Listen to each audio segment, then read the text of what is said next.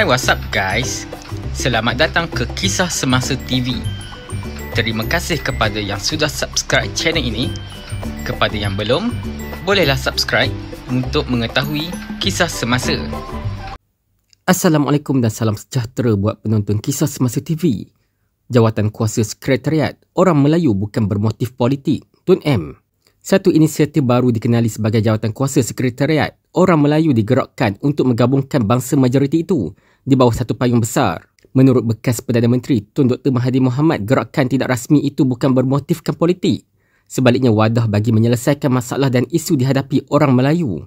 Jelas beliau sekretariat itu juga bertujuan mencari jalan agar orang Melayu dapat menguasai semula kerajaan. Ketika ini orang Melayu belum ada pejuang yang khusus. Tetapi sekarang ini kita tak peduli tentang masalah-masalah lain. Kita cuma nak tumpu kepada satu perjuangan sahaja, iaitu perjuangan menyelamatkan orang Melayu. Dan kita tahu ada banyak masalah yang dihadapi oleh orang Melayu yang cuma boleh diatasi kalau kerajaan ini dikuasai oleh orang Melayu.